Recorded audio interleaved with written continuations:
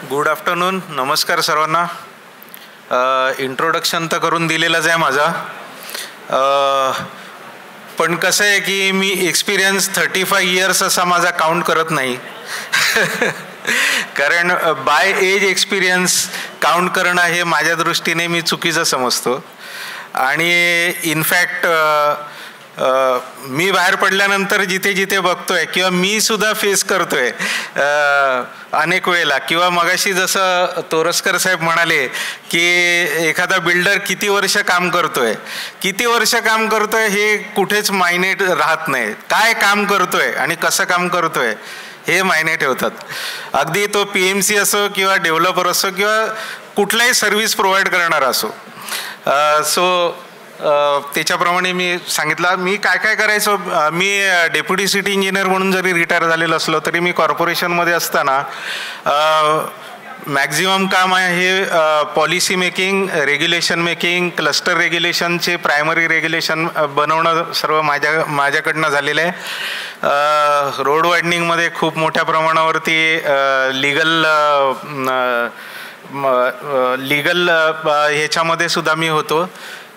आणि सर्वात महत्त्वाचं म्हणजे की म्हटलं तर एक्सपिरियन्स नसताना मी सॉफ्टवेअरमध्ये पडलो आणि हे जे ईज ऑफ डुईंग बिझनेस जे आहे त्याचं ऑटोमेशन करायला सुरुवात केली 2006ला. पुण्याला एक छोटंसं होतं, ठाण्याला ते ग्रो झालं, नंतर ठाण्याला ग्रो होऊन ते मुंबईला गेलं. आणि खरं म्हटलं तर हे ग्रो करण्यामध्ये आमचे जे आर्किटेक्ट आहेत आणि इकडचे जे MCH आहे ह्यांचं खूप मोठं त्याच्यामध्ये सहकार्य आहे. त्यांच्याशिवाय हे ऑटोमेशन किंवा ईज ऑफ डुईंग बिझनेस त्यावेळेला झालं नसतं. त्याचा मी पार्ट अँड पार्सल होतो. आणि त्याच्यानंतर ज्यावेळेला UDCPR म्हणजे युनिफाईड डेव्हलपमेंट कंट्रोल रेग्युलेशन हे ज्यावेळेला 2020ला लागू झाले आणि गव्हर्नमेंटने ज्यावेळेला त्याचं सॉफ्टवेअर बनवायला घेतलं, स्वतःचं सॉफ्टवेअर गव्हर्नमेंटचं, जे BPMS म्हणून मगाशी तोरसकरांनी सांगितलं, बिल्डिंग परमिशन मॅनेजमेंट सिस्टीम. तर त्या सॉफ्टवेअरच्या बेसिकपासनं मी गव्हर्नमेंट कमिटीवरती काम करतोय. रिटायर झाल्यावरती आजही मी त्या कमिटीवरती काम करतोय.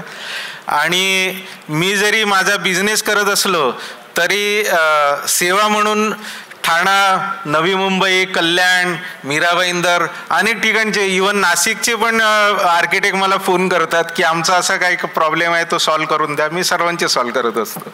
सो हे थोडंसं माझ्याबद्दल सांगितलं. त्यांनी इंट्रोडक्शन करून माझं दिलेलं आहे. ॲक्च्युली मी इंट्रोडक्शनच्या स्लाईड आणल्या होत्या, पण आता इंट्रोडक्शन करून दिलेलं असल्यामुळे मी लवकर स्किप करणार आहे. मी काय करतो तर सगळे आर्किटेक्ट करतात ते मी करतो. PMC पण आहे, डिझायनिंग पण आहे, अप्रुव्हल पण आहे, पण त्याच्या व्यतिरिक्त 2 गोष्टी, अजून 3 गोष्टी मी जास्त करतोय. फॉर नॉलेज म्हणून सांगतो की मी ज्या दिवशी रिटायर झालो त्या दिवशी IIA चेअरमन म्हणून मकरंद सरांनीच मला प्रश्न विचारला होता की तुम्ही काय करणार याच्या पुढे. तर मी उत्तर दिलं मी फिजिबिलिटीवरती काम करणार. अजूनही आठवत असेल किंवा त्यावेळेला जे कोणी डेव्हलपर होते त्यांनाही आठवत असेल, पण एक्झॅक्टली काय करणार आहे मी कधीच सांगितलं नाही. आणि आजपर्यंत मी कधी कोणाला, हार्डली 2-3 जण आहेत त्यांना मी सांगितलं की मी काय करतोय. पण थँक्स MCHIने हा विषय घेतला, MCHIने हा प्लॅटफॉर्म उपलब्ध करून दिला आणि मलाही कळलं की नाही, अवेअरनेस प्रोग्रामवरती काम करणारे अजूनही लोक आहेत याच्यामध्ये. त्याच्यामुळे या डायसवरून मी सांगतो आज की मी काय करतो याच्यामध्ये. तर मी एक वेब पोर्टल बनवायच्या मागे आहे, ज्या वेब पोर्टलमधून ऑटोमेटेड मॅनरमध्ये फिजिबिलिटी निर्माण होईल. त्याच्या डॉक्युमेंटेशनचं काम सध्या चालू आहे. अजून साधारणपणे 1-1.5 वर्ष जाईल. त्याच्यामध्ये ते वेब पोर्टल आहे ते जॉग्राफिकल इन्फॉर्मेशन सिस्टीम बेस म्हणजे मॅप बेस असणार आहे. मॅपच्या एका टिपवरती तुमच्या प्लॉटविषयीची जेवढी माहिती उपलब्ध असेल तिकडे, म्हणजे प्रॉपर्टीचा नंबर काय किंवा झोन कुठला आहे तुमच्या DPमध्ये, किंवा रेराचं रजिस्ट्रेशन असेल तर रेरा रजिस्ट्रेशनची डिटेल, हे सगळे एका क्लिकवरती उपलब्ध होतील. आणि फिजिबिलिटी त्याच्यावरती ऑटोमेटेड फिजिबिलिटी पॅरामीटर्स तुम्हाला टाकायला परवानगी असेल आणि ऑटोमेटेड फिजिबिलिटी त्याच्यामध्ये जनरेट होईल. अशा स्वरूपाचं वेब पोर्टल मी एक निर्माण करायचा माझा प्रयत्न आहे. आणि मी ज्या वेळेला बोललो होतो फिजिबिलिटीकडे मी वळतोय, तर त्यावेळेलाच माझ्या डोक्यामध्ये होतं की जे बिझनेस करणारे लोक आहेत त्यांना चार्जेबल असेल आणि जे बिझनेस करणारे नाही आहेत म्हणजे इंडिव्हिज्युअल्स आहेत किंवा सोसायटीज आहेत त्यांना फ्री राहील अशा प्रकारची सर्व्हिस उपलब्ध करून देण्याचा माझा प्रयत्न माझ्या डोक्यामध्ये आहे, त्याच्यावरती मी काम करतो आहे. दुसरं म्हणजे मी टाउन प्लॅनिंगमध्ये बऱ्यापैकी काम करतो आहे. काही लोकल सेल्फ गव्हर्नमेंटला मी कन्सल्टंट म्हणून टाउन प्लॅनिंग कन्सल्टंट म्हणून काम करतो आणि इंडिव्हिज्युअली मी एक टाउन प्लॅनिंग स्कीम जी GIS बेस आणि AI माध्यमातून ऑटोमेटेड प्लॅन जनरेट होईल अशा स्वरूपाच्या स्कीमवरती मी काम करतो आहे. खूप टेडियस काम आहे, ते कदाचित 2 वर्ष जातील त्याला मुळामध्ये यायला, पण मी काम करतो आहे कारण आउट ऑफ बॉक्स विचार करणे हे खूप गरजेचं असतं आणि तो पहिल्यापासून मी करतो म्हणून मी याच्यामध्ये पडलेलो आहे. तर आपण मुळामध्ये जो मला आज टॉपिक दिलेला आहे त्याच्याकडे आता जाऊया.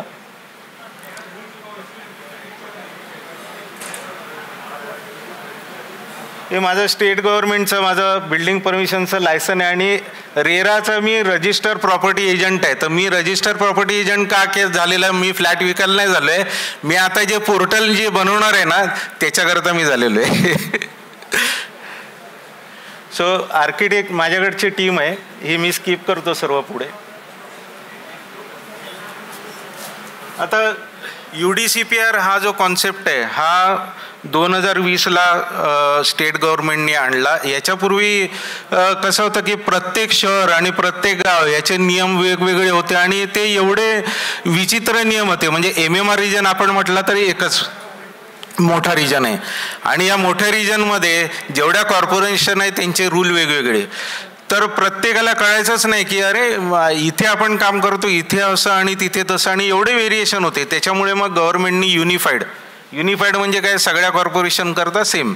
अर्थात काही त्याला एक्सेप्शन कॉर्पोरेशन वाईज आहेत पण ती खूप रिड्यूस केलेली आहे आणि त्याचा एक वेगळा चॅप्टर केलेला आहे याच्यामध्ये.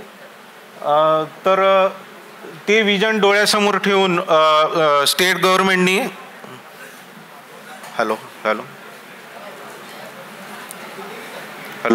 हां काही विजन डोळ्यासमोर ठेवून स्टेट गव्हर्नमेंटनी हे नियम तयार केले होते. त्याच्यामध्ये युनिफॉर्मिटी अँड कन्सिस्टन्सी म्हणजे जेवढं महाराष्ट्र आहे महाराष्ट्रातल्या सगळ्या कॉर्पोरेशन, सगळ्या म्युनिसिपल काउन्सिल, सगळे रिजनल प्लॅन एरिया म्हणजे जे आपण रुरल एरिया म्हणतो ते असे सगळे एरिया एक्सेप्ट मुंबईला वेगळं ठेवलेलं आहे सध्या. असा सर्वाचा एकत्र एक डेव्हलपमेंट कंट्रोल रेग्युलेशन त्यांनी निर्माण केलेलं आहे 2020ला आणि त्याच्याप्रमाणे आता सगळीकडे कामं चालतात. तर त्याचं मेन जे विजन होतं तर ते युनिफॉर्मिटी अँड कन्सिस्टन्सी होतं. ईज ऑफ डुईंग बिझनेस एवढी टेडियस प्रोसेस आहे ह्याच्यामध्ये की मला कधी कधी प्रश्न पडतो की सेल्फ रिडेव्हलपमेंट करायला अशा प्रोसेसमधून जाताना किती लोकांना त्रास होईल. म्हणजे ज्यांना नॉलेज आहे ते जाऊ शकतात, ज्यांना नॉलेज नाही ते कसे काय जाणार. त्याच्याकरता आता वेगळी ऑथॉरिटी निर्माण करून गव्हर्नमेंटनी त्याचाही ईज ऑफ डुईंग बिझनेस करणं सुरू केलेलं आहे. तो विषय वेगळा आहे. प्रमोशन्स रिअल इस्टेट आणि अर्बन डेव्हलपमेंटला प्रमोशन मिळण्याकरता ह्या रूलमध्ये अनेक रूल इनकॉर्पोरेट केलेले आहे की ज्याच्यामुळे कसं आहे की ऑल ओव्हर वर्ल्ड जर का बघितलं गेलं तर रुरल एरियामधून अर्बन एरियाकडे यायचा लोकांचा कल हा जास्त आहे आणि प्रत्येक सेन्सस पॉप्युलेशनमध्ये जगामधलं कुठलीही कंट्री असो की सेन्सस पॉप्युलेशनचा रिझल्ट बघितला तर रुरल पॉप्युलेशनपेक्षा अर्बन पॉप्युलेशनची ग्रोथ आहे ना ही जास्त होत चाललेली आहे. त्याचं प्रमाण तेवढंच वाढत जाणार आहे, ते प्रमाणही कमी होणं गरजेचं आहे. त्याच्याकरता ह्या रूलमध्ये मोठ्या प्रमाणावरती FSI सुद्धा देण्यात आलेलं आहे. इन्फ्रास्ट्रक्चर प्लॅनिंग विषयी सुद्धा बऱ्यापैकी ह्या रेग्युलेशनमध्ये समावेश केलेला आहे की जे ट्रान्सफर ऑफ डेव्हलपमेंट राईट्स म्हणजे जे एखादी जागा ॲक्वायर करायची असते तर पैसे देऊन ॲक्वायर केली जाते पण पैशाच्या बदली ट्रान्सफर ऑफ डेव्हलपमेंट राईट्स देऊन किंवा रिझर्वेशन क्रेडिट सर्टिफिकेट म्हणजे हे क्रेडिट आहे, पैसे द्यायचे नाही त्याला, त्याच्याऐवजी काही राईट्स द्यायचे अशा स्वरूपाचे सुद्धा निर्णय आणि रेग्युलेशन या UDCPR केलेलं आहे.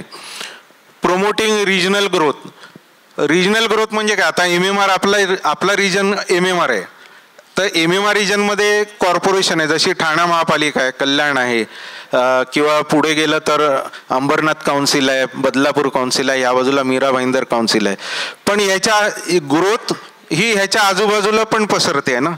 जसं की Bhiwandi Nizampur surrounding authority area आहे, त्याच्या पलीकडे गेलं तर शहापूर आहे. शहापूरला कुठली कॉर्पोरेशन वगैरे नाही आहे, तर तो रिजनल एरिया झाला. पण तिथे ग्रोथ आहे, तिथे सेटलमेंट होतात आहे, तिथेही रेसिडेन्शियल होतात आहेत. तर ह्या ग्रोथला सपोर्टिव्ह रेग्युलेशन त्यांनी UDCPR मध्ये केलेले आहे. आणि सगळ्यात शेवटचं म्हणजे फॅसिलिटेटिंग रिडेव्हलपमेंट हा खूप जिव्हाळ्याचा विषय आहे सर्वांचाच. कारण काय की हा जो काही रिजन आहे पर्टिक्युलरली MMR रिजन, या MMR रिजनमध्ये सेटलमेंट्स आहेत ह्या खूप म्हणजे 100 वर्षापेक्षा जुन्या सेटलमेंट आहे. अगदी ठाण्याचा जरी विचार केला तरी ठाण्यामध्ये, किंवा कल्याणचा जरी विचार केला तरी कल्याणमधल्या ह्या काही सेटलमेंट ह्या खूप जुन्या आहे. जसं आपण फॉर एक्झाम्पल आपण विषय घेतला तर चेंदणी, किंवा आपण एक्झाम्पल घेतलं तर चरई किंवा राबोडी, हे ज्या काही सेटलमेंट आहे या खूप जुन्या आहे. गावठाण एरिया आपण म्हणतो आणि गावठाणच्या आजूबाजूला झालेले विस्तार आहेत. तर हे जर का आपण बघितले तर घोडबंदर रोडवरचं जर का आपण डेव्हलपमेंट बघितलं आणि ह्या शहरामधला डेव्हलपमेंट बघितलं तर त्याच्यामध्ये जमीन आसमानाचा फरक पडतोय. तर त्या डेव्हलपमेंटलाही सपोर्टिव्ह रेग्युलेशन आहेत, त्याचा समावेश ह्याच्यामध्ये केलेला आहे. शासनाने सर्व प्रोव्हिजन केलेली आहे, पण त्याचा आपण कसा उपयोग करायचा हे आपल्यावरती आहे. आणि तेच खरं म्हणजे PMCचं काम आहे की करेक्टली असेसमेंट करून तुम्हाला दाखवणं.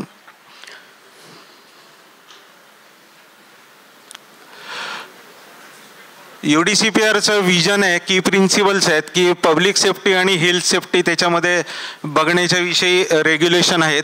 Structural safety, fire safety, zoning and land use, of course ते डेव्हलपमेंट प्लॅनचा जरी पार्ट असला तरी कुठल्या झोनमध्ये काय युजर दिला जातो त्याच्याविषयीचं बरंचसं UDCPR मध्ये कव्हर केलेलं आहे. पूर्वीच्या रेग्युलेशनपेक्षा बऱ्यापैकी युजर वाढवलेले आहेत UDCPR मध्ये. एन्व्हायरमेंटल कन्सर्न, सगळी काही डेव्हलपमेंट होत असताना ज्या वेळेला आपण खूप हाय डेन्सिटीकडे जातोय किंवा आपली शहरं आहे ही कॉम्पॅक्ट सिटीजकडे चाललेली शहरं आहेत, तर एन्व्हायरमेंट कन्सर्न त्याच्यामध्ये येणं साहजिक आहे. तर एन्व्हायरमेंट कन्सर्नही आपण याच्यामध्ये UDCPR मध्ये त्याच्याविषयीची सुद्धा रेग्युलेशन आहे. जसं रेन वॉटर हार्वेस्टिंग आहे किंवा वेस्ट वॉटर रिसायकलिंग आहे किंवा सोलर असिस्टेड हिटिंग सिस्टीम, किंवा जे आजकाल हिटिंग सिस्टीमपेक्षा नेट मीटरिंगकडे कल जास्त. आणि ते बरोबर पण आहे. कॉमन जे तुमची इलेक्ट्रिसिटी आहे तर ते फोटोव्होल्टिक पॅनलच्या माध्यमातून नेट मीटरिंगकडे घेऊन जाणे आणि वीज बिल आपलं जे कॉमन जे वीज बिल आहे ते कमी करून घेणं. हे मुद्दामून वाक्य मी अशा करता सांगितलेलं आहे की तुम्ही हे इन्सिस्ट करायला पाहिजे प्रत्येक ठिकाणी. ते इन्सिस्ट केलं नाही तर तुमचं फ्युचरमधला मेंटेनन्स जो आहे तो कसा कमी होणार हे त्याच्यामधून बघायला पाहिजे. आणि हे सर्व PMCच्या रिपोर्टमध्ये सुद्धा यायला पाहिजे. फ्लोर स्पेस इंडेक्स जो आहे तो फ्लोर स्पेस इंडेक्स पूर्वीच्या रेग्युलेशनमध्ये एक फ्लोर स्पेस इंडेक्स होता आणि 2500 स्क्वेअर मीटरच्या वरती प्लॉट गेला तर त्याच्यामधून 15% मायनस व्हायचे, जे रिक्रिएशन RG करता म्हणून असायचे. पण आत्ताच्या रेग्युलेशनमध्ये फ्लोर स्पेस इंडेक्स आहे हा 1.1 केलेला आहे. त्याच्यामुळे जवळपास 0.25% हा बेसिक FSI मध्येच वाढ झालेली आहे. स्ट्रीमलाईन प्रोसिजर्स, जसं मी मगाशी म्हटलं BPMS सिस्टीम गव्हर्नमेंटने इंट्रोड्यूस केली, ती प्रोसिजर स्ट्रीमलाईन करण्याकरताच आहे. BPMS सिस्टीम पण खूप वाढत चाललेली आहे. जसं की आता पूर्वी काय व्हायचं की तलाठ्याकडे खेटे मारून सातबारा घ्यायला लागायचा. आता असं नाही, आता तुम्हाला ऑनलाईन सातबारा मिळतो. अजून वर्षभराने तुम्हाला सातबारा डायरेक्टली या BPMS सिस्टीममध्ये मिळणार आहे. तुम्ही फक्त नंबर टाकला ना तिकडे डायरेक्टली मिळणार. तुमचा जो मोजणी नकाशा आहे तो पण या सिस्टीममध्ये डायरेक्टली मिळणार. हळूहळू अपग्रेडेशन होत चाललेलं आहे याच्यामध्ये आणि एक स्टेज येणार की हे सर्व सिंगल विंडो खाली होणार आहे. जर डेव्हलपमेंट परमिशन टाकायची आहे तर त्याला रिक्वायर्ड जेवढी कागद आहेत ती सगळी इथे तिथे ॲप्लिकेशन न करता ह्या सिंगल विंडोमध्ये तुम्हाला सर्व मिळणार आहे आणि प्रोसेस होणार. UDCPR vision benefits आणि incentive under UDCPR. Increase permissible FSI limits with increase in redevelopment incentives, encouraging vertical growth with compact development model based on mass transit transport. आपली सिटीज मुळामध्ये जी आहे त्या अर्धी सिटी ही लोकल बेसवरतीच आहे आणि आता जे काय आपल्या सिटीमध्ये मेट्रो येऊ घातलेले आहेत, लाईन 4 आहे, लाईन 5 आहे आणि रिंग मेट्रो, अशा 3 मेट्रो येतात आहेत आणि परत नवीन मेंटल हॉस्पिटलला एक ठाण्याचं स्टेशनही होत आहे, नवीन टर्मिनस होत आहे. त्याच्यामुळे आपली जी ग्रोथ आहे ही बऱ्यापैकी मास ट्रान्झिट बेसच असणार आहे आणि मास ट्रान्झिट बेसला सपोर्टिव्ह असं हे रिडेव्हलपमेंटचं मॉडेल ठाण्याकरता UDCPR मध्ये इन्क्लूड आहे. Allows optimized building layout for smaller or irregular plot by relaxation in side or rear marginal open spaces. Increase in total height from 24 meter to 30 meter in case of 6 meter stilled parking provided. Also side margin open spaces may be relaxed up to 3 meter and 6 meter for high rise buildings. ह्याचेच पुढे मी सगळे detail केलेले आहेत ते मी तुम्हाला सांगतो. Introducing smart parking regulation in case of space constraint in smaller plot and podium parking with lift up to plot area 2000 square meter. Green building additional incentives सुद्धा incorporate केलेले आहे.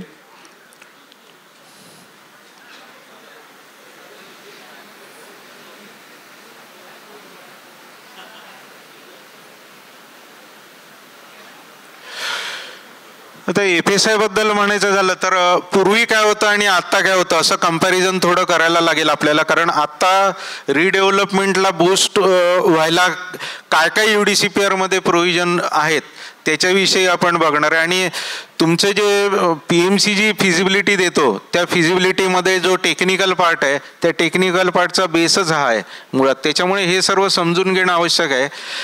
आज जरी इथे उभं राहून मी हे प्रेझेंटेशन करत असलो तरी माझी अशी MCHIला एक विनंती आहे की ह्याचे काही स्टँडर्डाइज फॉर्मॅट म्हणजे PMCने रिपोर्ट देण्याचे स्टँडर्डाइज फॉर्मॅट, त्याने कुठले पॉईंट त्याच्यामध्ये घ्यायला पाहिजे, कशा पद्धतीने फायनान्शियल ॲनालिसिस त्याने दाखवायला पाहिजे किंवा त्याचं जे टोटल डेव्हलपमेंटचा जो पिरियड असतो त्याच्यामध्ये जो काही इंटरेस्ट कॉम्पोनंट लागून जो काही टोटल खर्च येतो तो कशा पद्धतीने दाखवायला पाहिजे किंवा टेक्निकल ॲनालिसिसमध्ये FSI कसा पकडायला पाहिजे, त्याचे टेबल्स कसे असायला पाहिजे, कुठला FSI.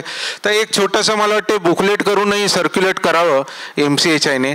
आम्ही सगळेजण जे कोण कन्सल्टंट आहेत सगळेच मदत करतील ते बुकलेट बनवायला. आणि ते कसं सोसायटीला ते हँडी बुकलेट मिळाल्यावरती सोसायटीला सुद्धा एक गाईडलाईन मिळेल की कशा पद्धतीने आपण सिलेक्शन करायचं आहे आणि कुठल्या रिपोर्टमध्ये काय इन्क्लूड असलं पाहिजे आणि कंपॅरिझन त्याच्या बेसवरती कशी करायची याचं नॉलेज प्रत्येकाला असायला पाहिजे. जसं आपले सन्माननीय खासदार साहेबांनी मध्ये भाषणाच्या ओघामध्ये सांगितलं की अभ्यास करण्याची गरज आहे तुम्हाला, तर हा अभ्यास आहे तर ह्या बुकलेटच्या माध्यमातून व्हावा अशी माझी इच्छा आहे. मला वाटते MCHI कन्सिडर करेल आणि एखादं बुकलेट तसं एक पब्लिश करेल. तर हे अर्लियर रेग्युलेशनमध्ये काय होतं तर FSI एक होता आणि स्टेअरकेस आणि पॅसेज फ्री होता विथ प्रीमियम होता. फ्री म्हणजे काय विथ प्रीमियम होता, प्लस बाल्कनी 10% फ्री होती पूर्वीच्या रेग्युलेशनमध्ये. आता त्या काळी हे रूल जवळपास 92-93 साली झालेले आहे, 96ला कॉर्पोरेशनला लागू झालेले रूल होते. त्या काळी ते 10% का बाल्कनी फ्री घेतली होती वगैरे हा मुद्दा गौण आहे, पण त्यावेळेला असं होतं. आणि रिक्रिएशन एरिया त्यावेळेला डिडक्ट व्हायचा. 2500च्या वरचा प्लॉट असेल तर त्याच्यामधला रिक्रिएशन एरिया डिडक्ट व्हायचा 15%. अगदी त्याच्याही अगोदर तो 25% व्हायचा. म्हणजे कदाचित अनेक जुन्या सोसायटी आहेत की ज्याच्यामध्ये तो 25% डिडक्ट झालेला आहे एरिया आणि त्याच्यामुळे 0.75च FSI यूज झालेला आहे त्याच्यामध्ये. आणि आज जाताना FSIला तुम्ही बेस FSIला गेला तर तुम्हाला 1.1 मिळतो, म्हणजे 0.75 0.35 तर इथेच वाढतो. तर हे गणित सर्व आहे हे त्या PMCच्या रिपोर्टमध्ये यायला पाहिजे सर्व, याची तुम्ही काळजी घ्यायला लागेल प्रत्येकाने. आता हे जे खाली जे टेबल दिलेलं आहे, तर हे टेबल आत्ताचं UDCPR प्रमाणे तुम्हाला काय मिळतं. UDCPR प्रमाणे UDCPRची जे FSI जे कॅल्क्युलेशन आहे ना, हे रोड विड्थ प्रमाणे आहेत. तर ज्या ठिकाणी बिलो 9 मीटर रोड विड्थ आहेत त्या ठिकाणी बेसिक FSI हा 1.1च आहे. 9 ते 12 मीटरच्या रोडमध्ये जर का बघितलं तर आपण बेसिक FSI सगळीकडे 1.1 आहे. प्रीमियम FSI त्याच्यानंतर 0.5 ॲडिशनल मिळतो. तो जो ASR रेट आहे म्हणजे गव्हर्नमेंटचा जो प्लॉटचा दर आहे त्याच्या 35% मिळत असतो. आणि त्याच्या पलीकडे बघितलं तर परमिसिबल TDR जो आहे तर तो 0.4 पासून 1.4 पर्यंत आहे. म्हणजे काय, जसा रोड विड्थ वाढत जाते तसं FSI वापरायचं लिमिट वाढत जाते. तिकडे शेवटी बघितलं मॅक्झिमम परमिसिबल FSI मध्ये तर तुमचा बेसिक प्लॉट आहे ज्याला 9 मीटर पण रोड नाही, तिथे बेसिकच FSI आहे 1.1चा. आणि अगदी 30 मीटरच्या वरचा रोड आहे तर तिथे 3 FSI आहे. म्हणजे काय, याचा अर्थ काय, याचा अर्थ असा आहे की आपला जो काही प्लॉट आहे तो आपला प्लॉट हा मोठ्या रोडला यायला पाहिजे ना, मोठ्या रोडला. मग तो कसा येणार तो आपण पुढे बघू त्याच्याविषयी, कसा आणायचा ते. कारण इंडिव्हिज्युअल प्लॉटचा विचार केला तर इंडिव्हिज्युअल प्लॉटवरती कन्स्ट्रेंट काय काय, तर त्याच्यापैकी हा एक कन्स्ट्रेंट आहे की FSIचा लिमिट आपल्याला राहतो, ॲडिशनल त्याच्या पलीकडे अजून FSI आपल्याला मिळत नाही. आता हे खाली एक नोट लिहिलेली आहे त्याच्यामध्ये, आय होप सर्वांना दिसत असेल नोट, किंवा मी वाचून दाखवतो जर या बाजूच्या लोकांना दिसत. हा जो काही FSI आहे ना त्याच्यावरती ॲन्सिलरी FSI मिळतो. रेसिडेन्शियल जेवढे बांधकाम करणार त्याच्यावरती 60% ॲन्सिलरी FSI मिळतो. आणि कमर्शियल बांधकाम करणार त्याच्यावरती 80% ॲन्सिलरी FSI मिळतो. ह्या ॲन्सिलरी FSIचं पेमेंट किती आहे तर फक्त 15% आहे ASR रेटच्या.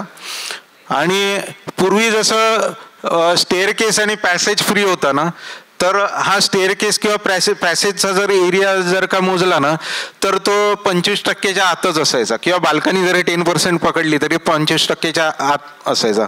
आता UDCPR मध्ये हे प्रमोशन दिलेलं आहे आणि प्रमोशन म्हणून त्यांनी ॲन्सिलरी FSI केलेला आहे 60% आणि कमर्शियलला 80%. म्हणजे FSI मध्ये अशा पद्धतीने त्यांनी वाढ करून दिलेली आहे. फक्त एकच आहे त्याच्यामध्ये की फ्लोअर प्लेट आहे ही पूर्ण स्टार्ट टू एंड मोजली जाते ह्याच्यामध्ये. त्याच्यामध्ये डिडक्शन कुठलंच नाही, फक्त लिफ्टचं जो डक्ट आहे किंवा कोणतेही डक्ट आहे तेवढंच फक्त डिडक्शन मिळतं याच्यामध्ये. त्याच्यानंतर प्रीमियम FSI ऑन पेमेंट 35%. मगाशी मी म्हटलं ग्रीन बिल्डिंगचा एक कॉन्सेप्ट याच्यामध्ये इंट्रोड्यूस केलेला आहे. फर्स्ट टाइम इन्सेंटिव्ह दिलेला आहे, कारण याच्यापूर्वी बिल्डिंग बांधल्या जायच्या पण ग्रीन बिल्डिंग म्हणून कोणी कधीच बघितलं नाही याच्याकडे. तर बिल्डिंग ग्रीन बिल्डिंग म्हणून असायला पाहिजे. ग्रीन बिल्डिंगचे काही नॉर्म्स असतात, काही रेटिंग्स असतात.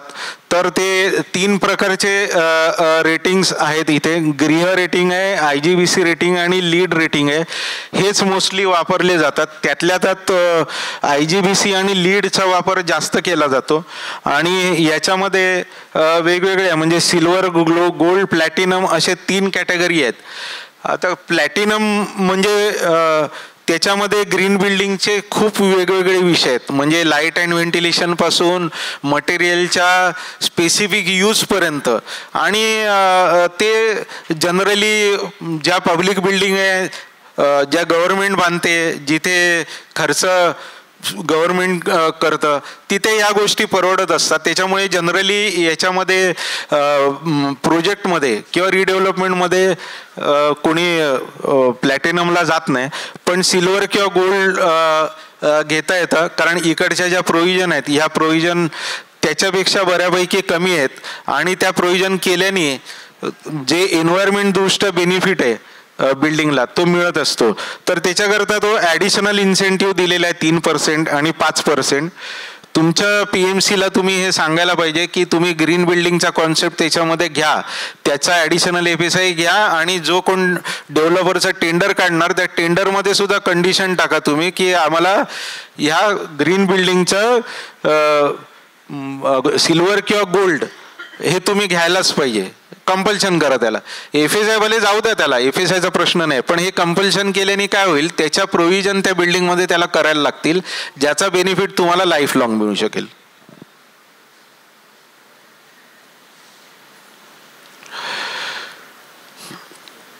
रिडेव्हलपमेंटचे जे रेग्युलेशन आहेत ते रेग्युलेशन इथे आहेत, नोट डाऊन तुम्ही केले तरी चालतील. रेग्युलेशन नंबर 7.4 ही म्हाडामधली रिडेव्हलपमेंट आहे. मी सर्वच घेतलेलं आहे, रिडेव्हलपमेंट सर्वच कव्हर केलेलं आहे इथे, कारण सोसायटी सगळीकडे येऊ शकतात. असं काही नाही आहे की सोसायटीचे इंडिव्हिज्युअल फक्त सोसायटीचे नियम आहे त्याच्याखालीच येऊ शकतात. इनफॅक्ट PMC म्हणून काम करताना PMCने सगळ्या अँगलने विचार करायला पाहिजे. म्हाडाचा एरिया सोडला तर क्लस्टर म्हणून सुद्धा विचार करायला पाहिजे, इंडिव्हिज्युअल बिल्डिंग म्हणून सुद्धा विचार करायला पाहिजे. आणि जो काही फिजिबिलिटी रिपोर्ट आहे ह्या 3-4 ऑप्शन वर्कआउट करून त्याच्यामध्ये जी विन विन सिच्युएशनला फिजिबिलिटी आहे ती त्यांनी दाखवायला पाहिजे. पण वर्किंग या सगळ्या वर्किंगमधला दाखवायला पाहिजे. म्हाडामधला हा नियम आहे हा वेगळा आहे. म्हाडामध्येही सोसायटी आहेत, ऑफकोर्स म्हाडाच्या कन्सेंटनी त्याची रिडेव्हलपमेंट करता येते. त्याला FSI 3 FSI त्याला अलाउड आहे, प्लस ॲन्सिलरी 60% अलाउड आहे. त्याच्यानंतर आहे 7.5 protection of FSI in redevelopment of existing building. आता एक्झिस्टिंग बिल्डिंगच्या रिडेव्हलपमेंटमध्ये या कॅटेगरीज वेगवेगळ्या केलेल्या आहेत DC रूलमध्ये. टेनंटेड बिल्डिंग आहे त्याची कॅटेगरी वेगळी आहे. हाऊसिंग सोसायटी किंवा ओनरशिपचे जे काही घरं आहेत त्यांच्याकरता वेगळी कॅटेगरी केलेली आहेत. आणि डिलॅपिलेटेड ह्याच्यामध्ये डिलॅपिलेटेड किंवा 30 वर्षापेक्षा जास्त जुनी बिल्डिंग ह्याची कॅटेगरी वेगळी आहे. आता जी बिल्डिंग 30 वर्षापेक्षा जास्त झालेली नाही आहे परंतु त्यांना रिडेव्हलप करायची, कारण रिडेव्हलपमेंटचे ऑब्जेक्टिव्ह प्रत्येक सोसायटीचे वेगवेगळे असू शकतात. अनेक ठिकाणी आता पूर्वीच्या काळी 4 मजली बिल्डिंग बांधलेल्या आहेत. पूर्वीच्या काळी त्या बिल्डिंग 30 वर्षापूर्वी बांधले तेव्हा म्हातारी माणसं पण 4 मजले चढून जायचे. आज त्याच वयाचे आज झालेले लोक 4 मजले चढायला कुरकुरतात. ते म्हणतात लिफ्ट पाहिजे म्हणून रिडेव्हलपमेंट, असेही विचार आहेत.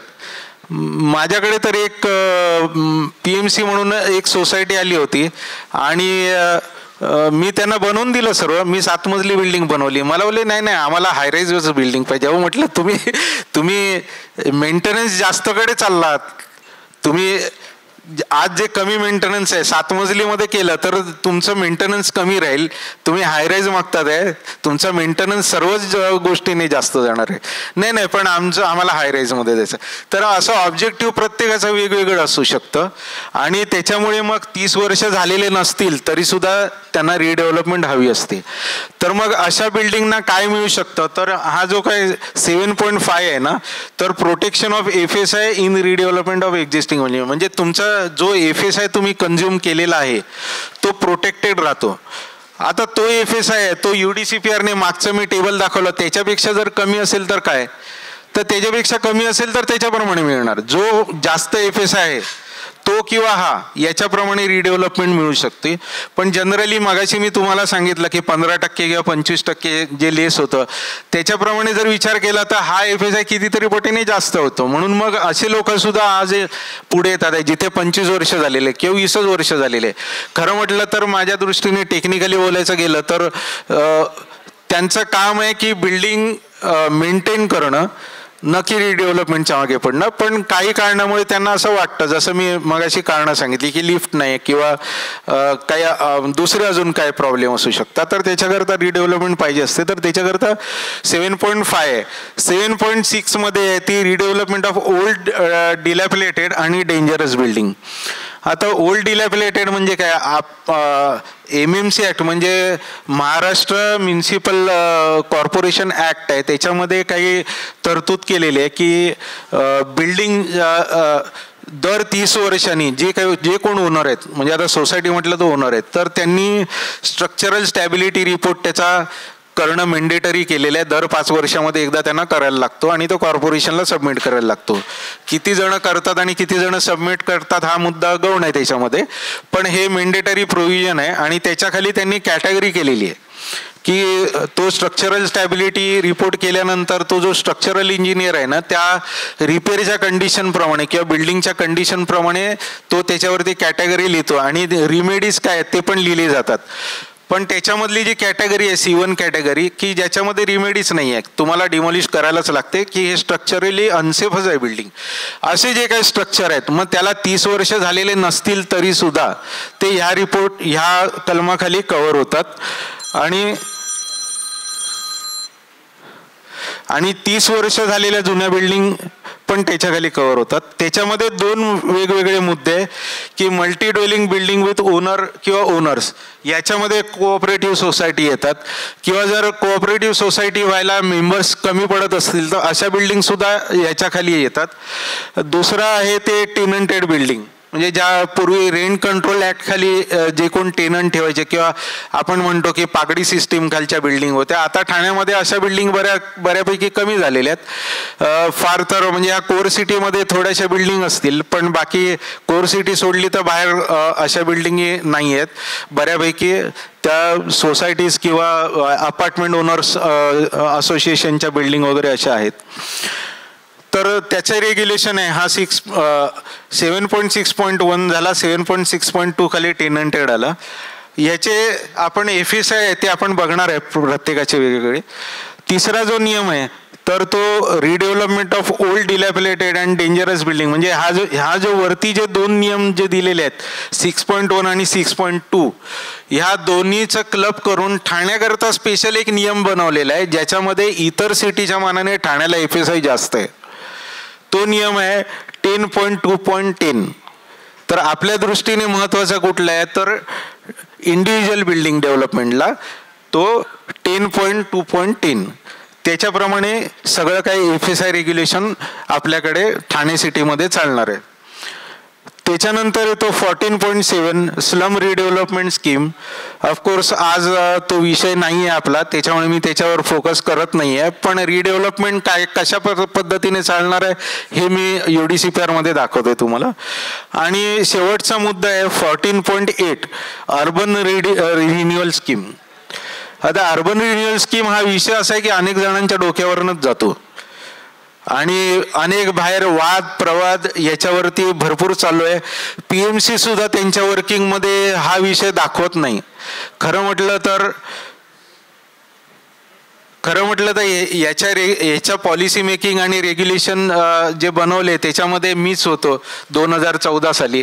आणि उद्देश हाच होता की तुम्ही इंडिव्हिज्युअल बिल्डिंग ज्या वेळेला डेव्हलप करता तर तुम्हाला कन्स्ट्रेंट असतो की तुमचं प्लॉट एरिया, तुमचे 4 कॉर्नर आहे ह्याचं बंधन असतं, आणि त्या 4 कॉर्नरमध्ये ज्या ओपन स्पेस सोडून तुम्हाला फ्लोअर प्लेट बसवायला लागते ती लिमिटेडच राहते, त्याच्यामध्ये तुम्हाला स्कोपच नाही मिळत कुठे जाण्याचा. पण अर्बन रिन्युअल स्कीममध्ये गेल्यानंतर हा स्कोप निघून जातो, कारण मल्टिपल ओनरशिप आहेत त्या एकत्र येऊन एकत्र डेव्हलपमेंट करत असतात, ज्याच्यामध्ये चांगल्या प्लॅन मॅनरमध्ये डेव्हलपमेंट होऊ शकते, फॅसिलिटीज जास्त मिळू शकतात आणि प्रॉफिटही त्याच्यामधून डेव्हलपरला जास्त जनरेट झाल्यामुळे तो तुम्हाला अजून चांगलं म्हणजे इंडिव्हिज्युअल बिल्डिंगपेक्षा चांगलं तुम्हाला देऊ शकतो. परंतु अनफॉर्च्युनेटली PMC आहेत तर PMCनी हा विषय घ्यायला पाहिजे. सोसायटीने इनफॅक्ट त्यांना इन्सिस्ट पण करायला पाहिजे की सिनॅरो आहे तो सिनॅरो आम्हाला सांग की इंडिव्हिज्युअल बिल्डिंग डेव्हलप केली तर आम्हाला काय मिळेल आणि अर्बन रिन्युअल स्कीम खाली गेलं तर आम्हाला काय मिळेल. हे दोन्ही सिनॅरो ज्या वेळेला दिसायला लागतील तिथे त्यावेळेला विन सिच्युएशनला हे डिसिजन घेणं महत्त्वाचं आहे की इंडिव्हिज्युअलला जायचं आहे किंवा क्लस्टर म्हणजे अर्बन रिन्युअल स्कीममध्ये जायचं आहे.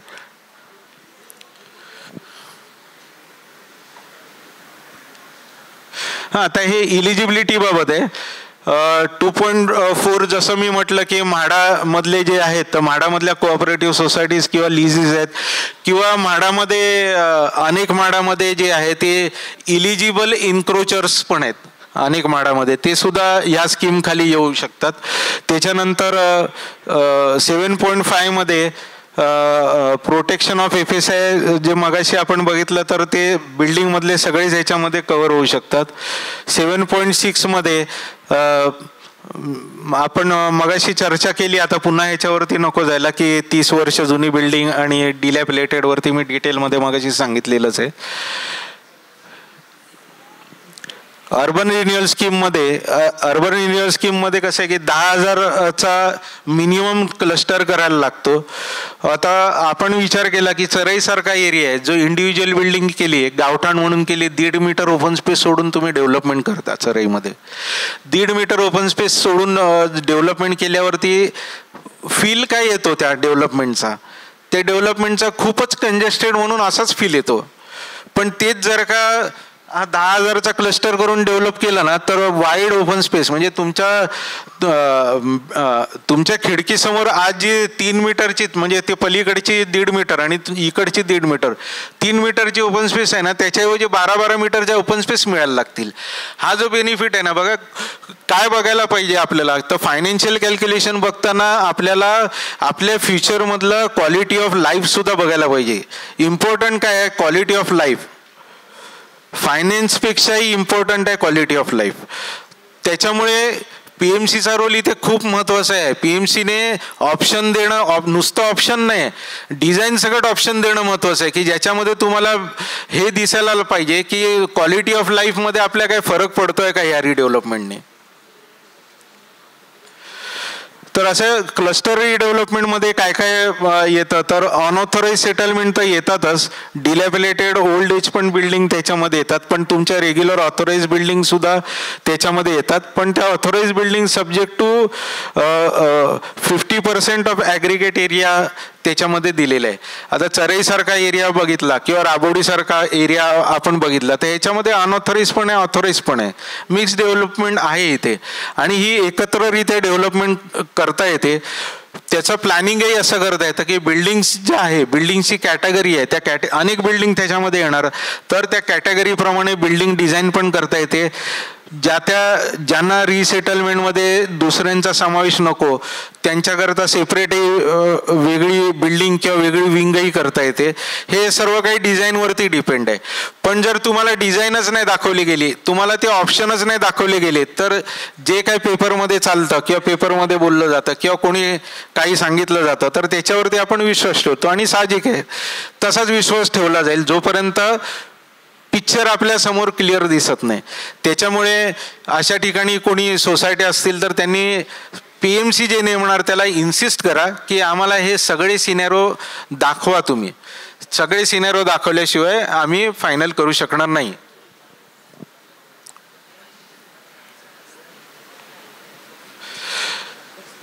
Impact on feasibility before and after. आता पूर्वीच्या रेग्युलेशनमध्ये जे होतं तर ते आणि आता FSI वाईज काय फरक आहे हे आपण बघू.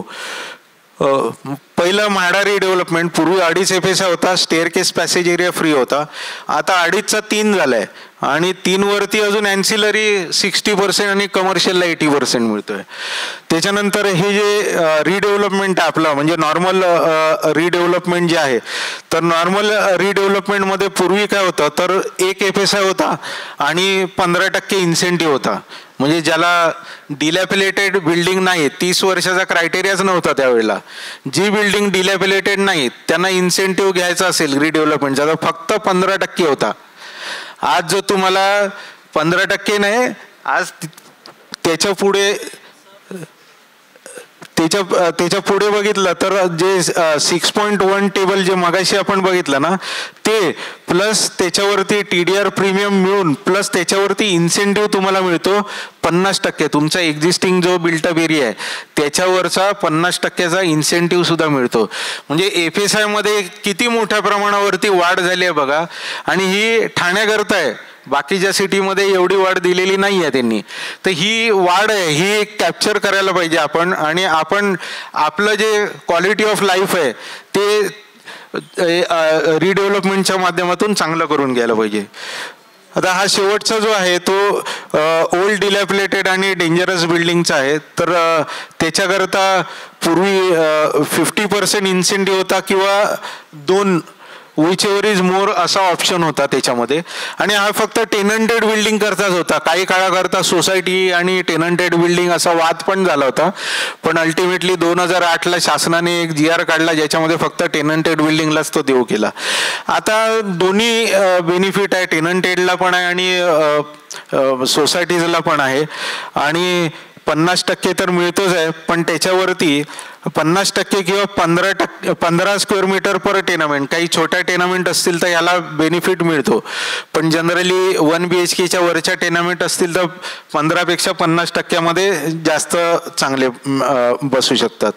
किंवा पूर्वी काही खूप अगदी पूर्वीचा काळ घेतला, समजा 75-74ची बिल्डिंग असेल तर कदाचित जे घर होतं ना ते घर 200 फुटाचे वगैरे पण घर होते, तर अशा घराला मिनिमम एरिया द्यायची प्रोव्हिजन आहे 27.87 स्क्वेअर मीटर, म्हणजे 300 फूट ही मिनिमम प्रोव्हिजन झाली त्याच्यामधली, आणि त्याच्याप्रमाणे ॲडिशनल इन्सेंटिव्ह त्याचा आताच्या नियमामध्ये घेतलेला आहे. तर एवढा सारा इन्सेंटिव्ह आहे, तो आपल्याला कॅप्चर कशा पद्धतीने करायचा आहे, इंडिव्हिज्युअल बिल्डिंगमध्ये करायचं आहे की अमलमेट करून एकत्र करून चांगलं प्लॅनिंग करून करायचं आहे, हा निर्णय घेणं गरजेचं आहे. आणि तो निर्णय घेण्याकरता तशा स्वरूपाचा PMCचा रिपोर्ट तुम्ही इन्सिस्ट करायला पाहिजे PMCला.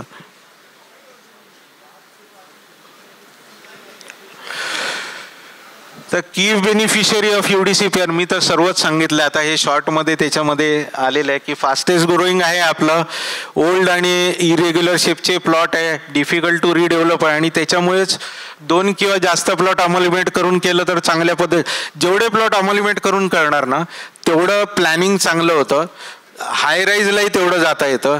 आज जर का तुम्ही आजही UDCPR मध्ये जर का तुम्ही इंडिव्हिज्युअल बिल्डिंगची डेव्हलपमेंट बघितली सिटीमधली तर ती 7 मजल्याच्या वरती नाही आहे, त्यालाही UDCPR मध्ये बूस्ट केलं आहे. खाली तुम्ही 6 मीटरचं पार्किंग केलं तर ती 24 मीटरची जी हाईट होती ती 30 मीटरपर्यंत दिलेली आहे, पण ती इंडिव्हिज्युअल बिल्डिंगच झाली ना.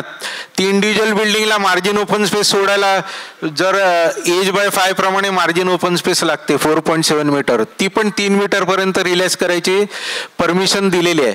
पण आपण हे व्हिज्युअलाइज करायला पाहिजे का 3 मीटर ओपन स्पेसवरती आपण राहणार का, क्वालिटी ऑफ लाईफ आपल्याला मिळू शकतं का त्याच्यामध्ये, हे व्हिज्युअलाइज आपण करायला पाहिजे. आणि हेच जर का प्लॉट अमलमेट करून जर का केलं ना तर ह्या ओपन स्पेस आहे ह्या सगळ्या मोठ्या होऊ शकतात.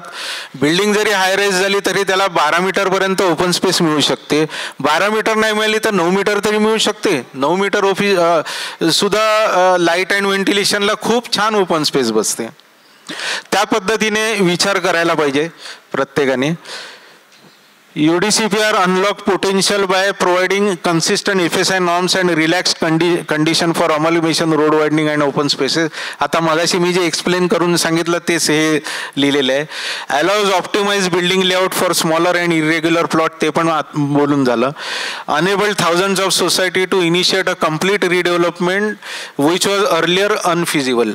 पूर्वीच्या रेग्युलेशन मध्ये ज्या डेव्हलपमेंट फिजिबल नव्हत्या त्या UDCPR मध्ये आता बऱ्यापैकी की म्हणजे माझं म्हणणं आहे की जर का योग्य ऑप्शनचा वापर केला तर 100% फिजिबल आहेत, पण योग्य ऑप्शनचा वापर नाही केला तर 80% फिजिबल आहेत. TMC and planning department have proactive in adopting UDCPR provision to support redevelopment. Concept of group housing and amalgamation of plot. मी मगासपासून तुम्हाला सांगतोय क्वालिटी ऑफ लाईफ हा मुद्दाच मुळामध्ये त्याच्यावरच आहे. आता इथे बघा, in TMC limit few societies are plotted layout scheme mostly prior to TMC formation. म्हणजे जुन्या सोसायटी आहे, भारत सहकार सोसायटी आहे, कोणाला नाव माहिती असेल की नाही मला माहिती नाही, विष्णुनगरमध्ये आहे. त्याच्यानंतर ब्राह्मण सोसायटी, हे प्लॉटेड लेआउट होते. प्लॉटेड लेआउट म्हणजे काय की त्यावेळेला काही रेल्वेचे कर्मचारी मोस्टली आहेत त्याच्यामध्ये किंवा काही गव्हर्नमेंटचे कर्मचारी आहेत, त्यांनी एक सोसायटी निर्माण केली आणि त्यांनी जागा घेतली आणि त्याच्यावरती प्लॉट बांधले. इनिशियली त्यांनी स्वतःच्या घराकरता ते प्लॉट वापरले. काय कालांतराने कुटुंबामध्ये वाढ झाल्यामुळे त्या प्लॉटच्या जागेवरती बिल्डिंग आल्या. आता त्या बिल्डिंग सुद्धा रिडेव्हलपमेंट व्हायला आल्या आणि नवीन अजून ॲडिशनल तिकडे टेनामेंट जनरेट व्हायला लागली. आता ह्याच्यामध्ये काय झालंय की ह्या प्लॉटेड स्कीममध्ये ही समजा 80 वर्षापूर्वीची प्लॉटेड स्कीम आहे, तर त्यावेळेला तर गाडी पण नव्हती ठाण्यामध्ये, त्यावेळेला गाडी पण नव्हती. काय होतं तर टांगे वगैरे असं सर्व काय होतं आणि त्याला जेवढा पॅसेज असायचा तेवढाच त्याचा मधला रोड. अशा स्वरूपाचे हे प्लॉटेड लेआउट असायचे. ठाण्याची नाही ही परिस्थिती ऑल ओव्हर महाराष्ट्र सगळीकडे जशी आहे. तर हे जे काही प्लॉटेड स्कीम होत्या ना तर त्याच्यावरती आता UDCPRचा बेनिफिट घ्यायला गेलं तर इंडिव्हिज्युअल प्लॉटची साईज जी आहे ना ती तुमची 300-400 अशा स्वरूपाची आहे. आणि मग तिकडे ओपन स्पेस तुम्हाला ठेवायला गेलं तर तुम्हाला हा FSI कंझ्युमच नाही करता येत. म्हणजे तुम्हाला जी रिडेव्हलपमेंट करून तुम्हाला काही गेन मिळवायचं असेल त्याच्यातून तर ते पॉसिबल होत नाही म्हणण्यापेक्षा प्रॉफिट मार्जिन तिथे कमी होतं.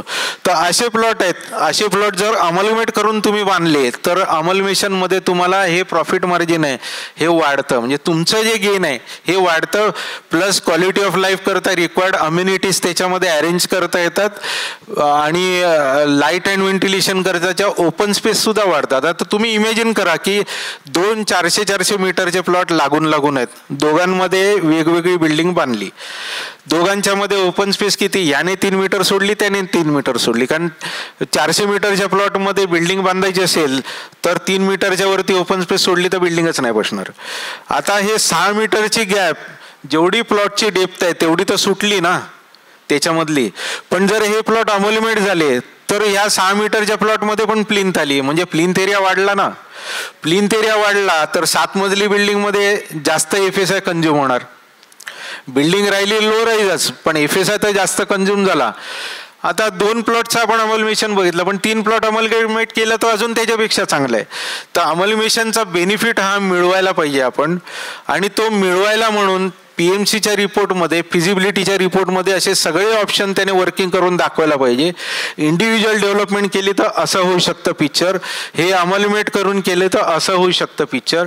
मग ह्या पिक्चरमधलं चांगलं कुठलं आहे पिक्चर त्याच्याकरता काही ॲनालिसिस असतात, जसं शॉर्ट ॲनालिसिस वगैरे म्हणतो आपण, मी पुढे दाखवतो त्याच्याविषयी. तर अशा पद्धतीने हे प्लॉटेड लेआउट आहेत ते अमलमेट करून आपल्याला यूज करता येतात. किंवा ग्रुप हाऊसिंग स्कीमचा जर का आपण विचार केला तर गव्हर्नमेंटनी GR काढला 2018ला डीम कन्व्हेन्सचा. आता गव्हर्नमेंटनी डीम कन्व्हेन्स व्हायला पाहिजे आणि सोसायटीच्या नावावरती सोसायटीला प्रॉपर्टीचे राईट्स मिळायला पाहिजे, हा गव्हर्नमेंटचा उद्देश त्याच्यामधला महत्त्वाचा. आणि मग झालं काय की ग्रुप हाऊसिंगमध्ये समजा 10 बिल्डिंग आहेत तर मग कसं करणार, त्याच्यामध्ये एखादीच बिल्डिंग आपल्याकडे आली. आता डीम कन्व्हेन्सला सुद्धा बिल्डिंगने समोरून यायला लागेल ना, गव्हर्नमेंट स्वतःहून कसं करणार, कारण सगळे पेपर तर सोसायटीकडे आहेत. तर गव्हर्नमेंटनी जो GR काढला त्याच्यामध्ये गव्हर्नमेंटनी म्हटलं की काय दिलं जाईल सोसायटीला, तर जो ग्रुप हाऊसिंग मधला आहे ना अनडिवायडेड शेअर. अनडिवायडेड शेअर म्हणजे कुठला, तर प्रपोर्शनेट बिल्डिंग एरिया आणि लँड अपार्टमेंट एरिया असे त्याच्यामध्ये त्या GR मधले शब्द आहेत. आता तुम्ही जर का विचार केला, ब्रह्मांडचा विचार करू आपण, कारण ब्रह्मांड सर्वांना माहिती आहे खूप मोठा आहे ब्रह्मांड. ब्रह्मांडमधला एखादा फेजचा विचार करू, एखाद्या फेजमध्ये ब्रह्मांडच्या 20 बिल्डिंग आहेत. आता या 20 बिल्डिंगमध्ये एका बिल्डिंगने कन्व्हिन्स केलंय फक्त, बाकीच्यांनी डीम कन्व्हिन्स केलं नाही. त्या बिल्डिंगला काय मिळालं, तर त्या बिल्डिंगला अनडिवायडेड शेअर मिळाला. पण तो लेआउट ज्या वेळेला बांधला गेला ना, तर त्या लेआउटला 10 बिल्डिंग ज्या वेळेला बांधल्या गेल्या तर लेआउटच्या अरेंजमेंट प्रमाणे त्याचा RG एरिया भलतीकडेच गेला है ना. रोडचे एरिया प्रत्येक ठिकाणी वेगवेगळे आले, हे कॉमन एरिया तर आले ना अनडिवायडेड मध्ये. मग ती इंडिव्हिज्युअल सोसायटी रिडेव्हलप करायची असेल त्यांना तर सगळे कन्स्ट्रेंट आले, कारण डिफाईन बाउंड्रीजच नाही त्यांना. रिडेव्हलपमेंट जरी अलाउ झाली तरी डिफाईन्ड बाउंड्री पाहिजे, ओपन स्पेस कुठून पकडणार, दुसरे जण ऑब्जेक्शन येणार त्याच्यावरती. तर याच्याही मध्ये अमलमेशनचा फायदा आहे. सोसायटी अमलमेशन म्हणजे आपण जे जसं अपेक्स बॉडी म्हणतो, अपेक्स बॉडी पुढे सर्वांनी एकत्र येऊन डिसिजन घेऊन पार्ट वाईज डेव्हलपमेंट करायचे, पार्ट वाईज डेव्हलपमेंटही करता येऊ शकते. पण ती जे डिसिजन्स आहेत ते अपेक्स बॉडी समोर घेऊन अमलमेट करून जर का बांधला तर ओपन स्पेसेसची अरेंजमेंट, रिअरेंजमेंट आणि त्याच्या ज्या फॅसिलिटीज आहेत, लेआउटच्या फॅसिलिटीज भरपूर मिळतात. जेवढा मोठा लेआउट त्याच्या फॅसिलिटीज आपल्याला भरपूर मिळतात, पण त्या कॅप्चर करायच्या असतील तर ते इंडिव्हिज्युअल बिल्डिंग म्हणून कॅप्चर करायला गेलं तर नाही मिळू शकत. त्या मल्टिपल बिल्डिंग एकत्र करून एकत्र डेव्हलपमेंट केली तर त्या चांगल्या पद्धतीने कॅप्चर करता येतात. The issues in plotted layout, subplot are mostly below 500 square meter आणि 6 मीटरच्या रोडवरती मी तुम्हाला हे एक्सप्लेन करून सांगितलेलंच आहे. मी वाचून दाखवत नाही कारण हे सर्व मी एक्सप्लेन केलेलं आहे. आता याच्यामधला विषय अजून एक कोणता आहे की इंडिव्हिज्युअल बिल्डिंग तुम्ही ज्या वेळेला डेव्हलप करता, मगाचं उदाहरण घेतलं 400 मीटरचा प्लॉट, 400 मीटरच्या प्लॉटवरती आज जे काय चालू आहे, प्रत्येकाला घरटी गाडी पाहिजे, हवी की नको? पाहिजे ना, नवीन असो किंवा जुनी असो, पण प्रत्येकाला पाहिजे. जरी लोकलने प्रवास करत असू, आपण नोकरीला कामावरती लोकलने जात असू, तरी घरामध्ये गाडी पाहिजे, एक स्कूटर पण पाहिजे. मग नियम पण तसे बदली झाले ना. नियमामध्ये सुद्धा त्या प्रोव्हिजन आल्या की तुमच्या गाड्या कुठे राहणार, रस्त्यावरती राहणार का? तर नियम म्हणतो की तुमच्या गाड्यांची प्रोव्हिजन तुमच्याच आवारात असायला पाहिजे. मग आता 400 मीटरचा प्लॉट बघितला तर पार्किंग त्याच्यामध्ये कसं बसणार? पार्किंग बसायला मेकॅनिकल पार्किंग केल्याशिवाय काय पर्याय शिल्लक राहतो का? नाही राहत. मेकॅनिकल पार्किंगची सुरुवात इकडनं झाली ठाण्यामध्ये. ठाण्यामध्ये काय, मुंबईमध्ये अजूनही बेसमेंटमध्ये 7-7 लेवल खाली जाते. 7-7 लेवल खाली मेकॅनिकल पार्किंग मुंबईमध्ये होत आहे. ठाण्यामध्ये अजून एवढी वेळ आली नाही आहे, पण तरी सुद्धा ठाण्यामध्ये बऱ्यापैकी पार्किंग टॉवर्स येतात आहेत किंवा मेकॅनिकल पार्किंग सोसायटीमध्ये येतात आहेत. तर मेकॅनिकल पार्किंग विषय रिडेव्हलपमेंटचा जो आहे ना, तर तो असा आहे की सर्वसामान्य माणसं सगळ्या सोसायट्यांमध्ये राहतात. इथे कुठे मुंबईसारखे रिच लोक आपल्या ठाण्यामध्ये नाही आहेत आणि त्याच्यामुळे मेंटेनन्सचा विषय हा खूप जिव्हाळ्याचा आहे, पहिल्यापासूनही आणि नंतरही राहणार आहे. आणि तो असायलाच हवा. मेंटेनन्स आहे तो, हा मेंटेनन्स अति असायला नको किंवा लक्झरियस आयटम घेऊन त्याच्यामध्ये काही मेंटेनन्स यायला नको, जेणेकरून भविष्यामध्ये तो एक बर्डन असतो ना, रिकरिंग तो एक खर्च असतो. हा मेकॅनिकल पार्किंग तुम्ही केलं ना तर एक्सपेन्स तुमचा वाढणार, मेंटेनन्सचा भाग हा वाढतो. तर त्याला पर्याय काय आहे, तर पोडियम पार्किंग हा पर्याय आहे त्याला. पोडियम पार्किंगची ऑप्शन अनेक सोसायट्या आजकाल मागत असतात आणि अगदी टेंडरमध्ये सुद्धा टाकतात, आम्हाला पोडियम पार्किंग पाहिजे. अरे पण पोडियम पार्किंग तुमच्या प्लॉटमध्ये बसतंय कुठे? ते बसतच नाही. PMCने सुद्धा हे निक्षून सांगायला पाहिजे की काय बसतंय तुमच्या सोसायटीत. मग पोडियम पार्किंग कुठे बसू शकतं? पोडियम पार्किंगला लागतो रॅम्प, किंवा 2000 मीटरच्या खालचा प्लॉट असेल तर 2 लिफ्टवरती पोडियम पार्किंग करता येतं. पण तुमचा प्लॉट जर 400चाच आहे तर कुठून लिफ्ट येणार आणि पार्किंग कुठे बसणार? आणि वरती पार्किंग बसलं तर ड्राईव्हवे काय त्याला फिरायला, त्याला मिनिमम 2000चा प्लॉट लागतो. आणि म्हणून इथे अमलमेशनचं खरं महत्त्व तुम्हाला लक्षात येईल. पोडियम पार्किंग मध्ये तुम्हाला जे मेंटेनन्स जो कमी होणार आहे किंवा मेंटेनन्स 0च्या बरोबरच जाणार पार्किंगचा, ॲज अगेन्स्ट मेकॅनिकल पार्किंग. मग अमलमेट केलं तर हा बेनिफिट आपण कॅप्चर करायचा किंवा नाही याचं डिसिजन तुम्हाला घेणं आवश्यक आहे. म्हणून हा मुद्दामून निक्षून मी तुम्हाला सांगतोय. In both scenario, amalgamation of 2 or more society plot or undivided share result in better planning, space utilization, may avoid mechanical parking and give additional benefits to the existing members as the feasibility becomes more attractive. तुम्हाला gain capture करायचे असतील तर अमलमेशन करणं हा उत्तम पर्याय आहे. हा हो गया. सक्सेस स्टोरी काही आहेत पण त्या इंडिव्हिज्युअलच्या आहेत, अमलमेटेडच्या नाही आहेत. कारण अमलमेटेडवरती अजून विचारच झालेला नाही. PMCनी सुद्धा विचार करायला पाहिजे याच्यावरती, ऑप्शन द्यायला पाहिजे त्यांना, सांगायलाही पाहिजे त्यांना सोसायट्यांना. अनेक PMC सांगत नाही, फक्त PMC एक फक्त टेबल देतात असं करू नये. आणि म्हणून मी मगाशी इन्सिस्ट केलं की MCHने एक त्याच्यावरती करावं, जेणेकरून सर्वांना एक गाईडलाईन मिळेल की काय घ्यायला पाहिजे PMC कडून. सस्टेनेबल अर्बन ग्रोथ आपण मगाशी चर्चा केली आहे सर्व. Comparison in different scenario, location wise importance आहे, ज्याच्यामध्ये काही कमर्शियल डेव्हलपमेंट कॅप्चर करता येऊ शकते किंवा तुमच्या रिडेव्हलपमेंट बेनिफिटपेक्षा कधी कधी काही बेनिफिट जास्त जाऊ शकतात. जसं कमर्शियल CBD म्हणून आहे, कमर्शियल डिस्ट्रिक्ट डेव्हलपमेंट आम्ही म्हणतो त्याला. तर त्याच्या खालचे बेनिफिट आहेत हे जास्त आहेत, पण अल्टिमेटली हे सर्व PMCने एस्टॅब्लिश करून दाखवायला पाहिजेत, तरच ते कॅप्चर होऊ शकतात त्याच्यामध्ये. किंवा जर अमलमेट करून जर का मोठ्या प्रमाणात करता येत असेल तर त्याच्यामध्ये IT बिल्डिंगचे बेनिफिट सुद्धा कॅप्चर होऊ शकतात, जेणेकरून तुमचं प्रॉफिट मार्जिन वाढून तुम्हाला तुमच्या डेव्हलपमेंटमध्ये त्याचा बेनिफिट मिळू शकतो. How to understand technical feasibility? Check FSI component in comparison statement. Comparison various scheme आहेत त्याचा कंपॅरिझन स्टेटमेंट पाहिजे. एकच स्कीम दाखवून करणं हे काही बरोबर नाही आहे. व्हेरियस स्कीम दाखवून त्याचं टेक्निकल कंपॅरिझन दाखवायला पाहिजे. Check total construction area in technical feasibility. This includes FSI plus non FSI area. FSI area किती आहे, नॉन FSI एरिया किती आहे, हे सगळं फिजिबिलिटीमध्ये यायला पाहिजे.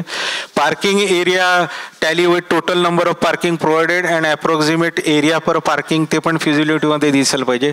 टोटल बिल्टअप एरिया वगैरे हे सर्व देतातच, पण ते प्रॉफिटेबिलिटीवरती त्याचा इफेक्ट खूप पडतो. Check what services included as per UDCPR. UDCPR प्रमाणे काय काय त्याच्यामध्ये इन्क्लूड केलेले आहेत जे रिक्वायर्ड. आणि प्रत्येक फिजिबिलिटीचा टेक्निकल असो किंवा फायनान्शियल असो त्याचा स्वॉट ॲनालिसिस असायलाच पाहिजे फिजिबिलिटीमध्ये. स्वॉट ॲनालिसिस म्हणजे स्ट्रेंथ, विकनेस, थ्रेट आणि ऑपॉर्च्युनिटीज याच्या खाली वेगवेगळे क्वेश्चन आपल्या डोक्यातून काढून लिहायचे असतात आणि कुठल्या बाजूला आहे ॲनालिसिस ते याच्याप्रमाणे निर्णय घ्यायला इथे मदत मिळते. ह्याच्या पलीकडे काही स्लाईड आहेत पण त्या PMCची रिलेटेड आहेत आणि PMCचं मला वाटतं उद्या प्रेझेंटेशन आहे, त्याच्यामुळे मी काही ते आता तुम्हाला इथे डिस्प्ले करत नाही. एवढं बोलून मी माझं जे काय माझं सांगणं आहे ते संपवतो.